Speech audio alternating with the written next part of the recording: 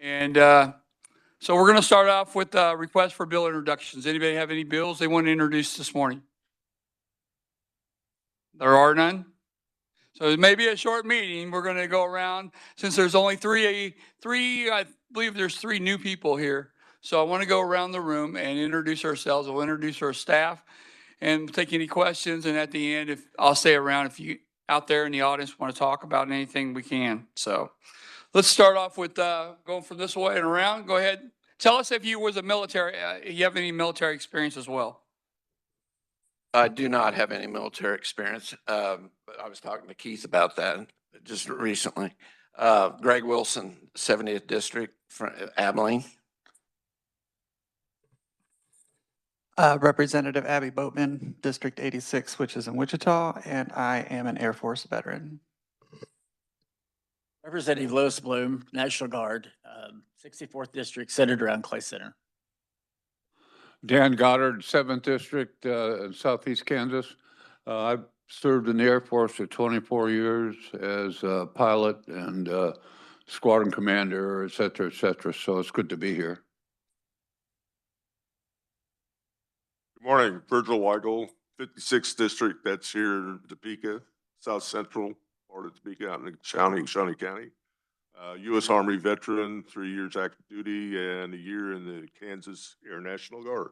Thank you. Sean Chauncey, District 65, which is Junction City, Fort Riley, Milford, Geary County. I have no previous military experience, family, but not me. Thank you.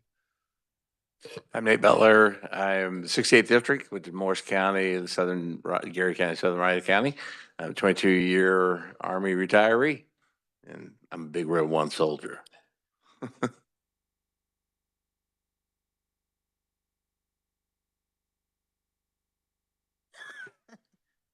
Representative Susan Reese.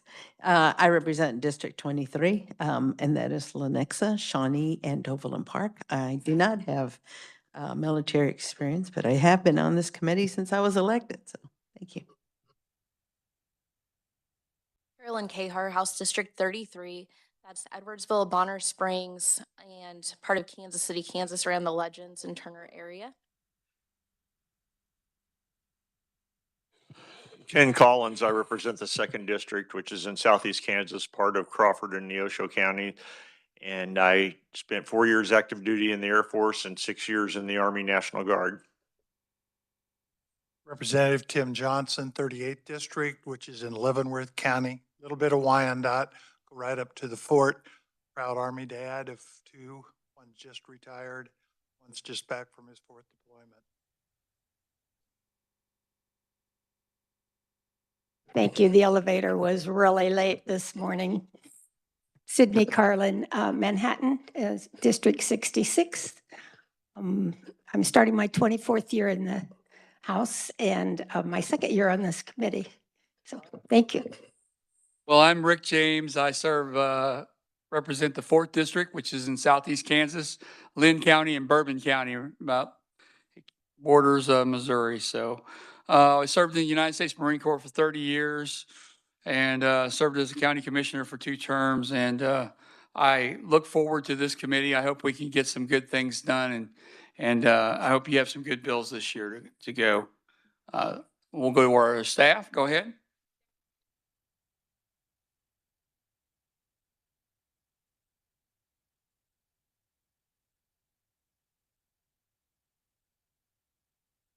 Izzy Nolte with broadcasting. Mike Ditch, Legislative Research. I live close enough to Forbes. I should be an Air National Guard member. Natalie Nelson, Legislative Research. No personal military experience, but I have served this committee off and on since 2017. My name is Carly Choi, and I'm with the Reviser of Statutes Office, and this will be my 5th year staffing this committee.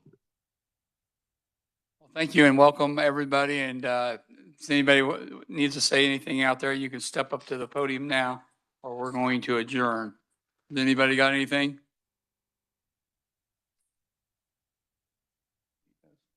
Mr. Chairman, thank you. Mike Kelly, and I live in Lawrence. I'm the state president for Military Officers Association of America.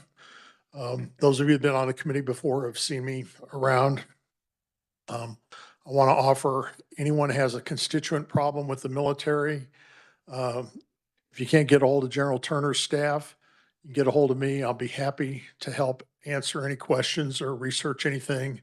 I'm also available to speak if you've got a military-related holiday and you need a speaker.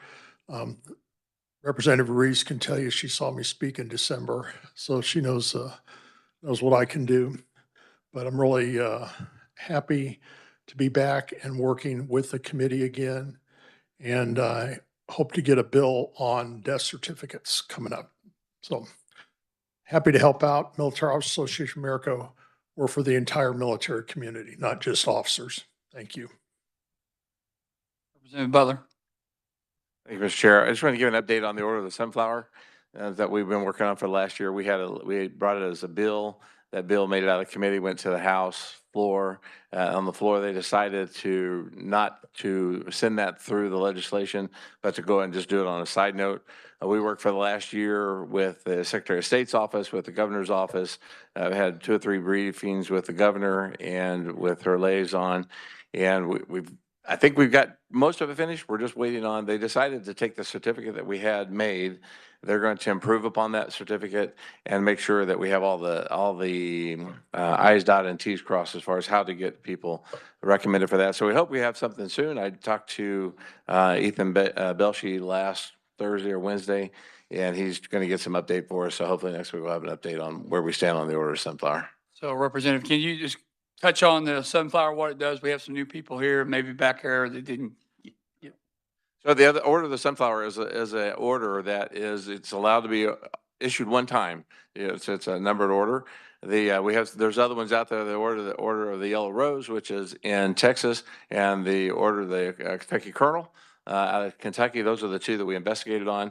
It's an order that is established for anybody that we originally started with military spouses, and that's been expanded now after discussions with General Wiggins and with the governor. And so we expanded that now to really anyone that really does something important, significant for our military in the state of Kansas. So it can be National Guard, Reserve, active duty, it doesn't matter. But once we get this established and get the protocol set up, we'll do an initial unveiling of it. And then if you have someone that done something significant, I use the example of the Operation Santa Claus at Fort Riley. They do it every year. It's nothing really big significant. I mean, a bunch of people get together. They do they do the Operation Santa Claus to give toys to kids. That's pretty cool, but it doesn't meet the impactfulness of this award. This award is something that's going to impact that organization. So maybe it is a spouse who oversees and I can't remember what they're called anymore. Golly, the spouse organization when their families are deployed. And they may oversee that and have some issues where they got to take care of the soldiers' spouses or their family for various reasons. We don't want it to be rank oriented. So, if you're a colonel's wife and you leave and you get something, but we want it to be impactful, something that they have done.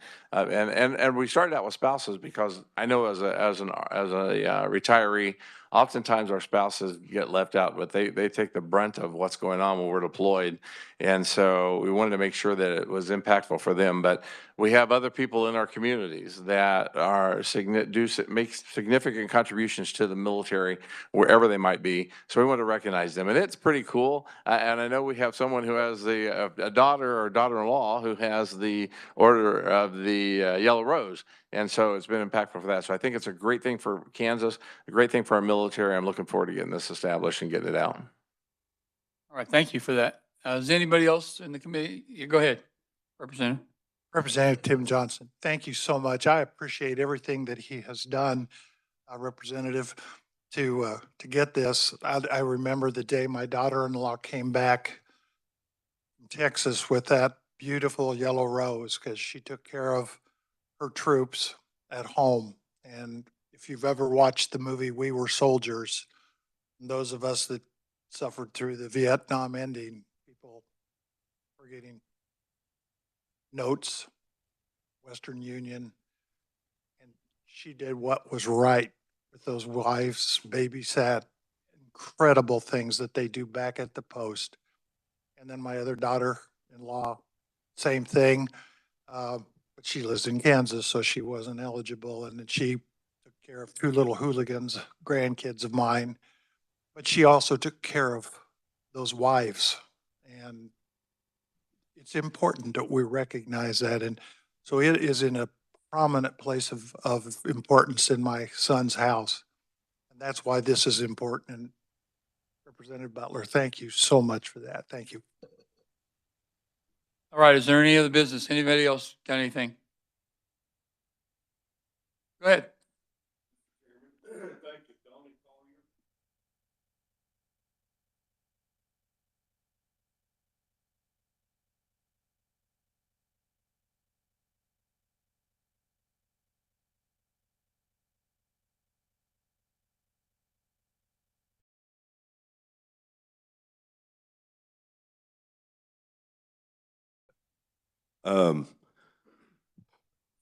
I've been going around, I wrote up a packet.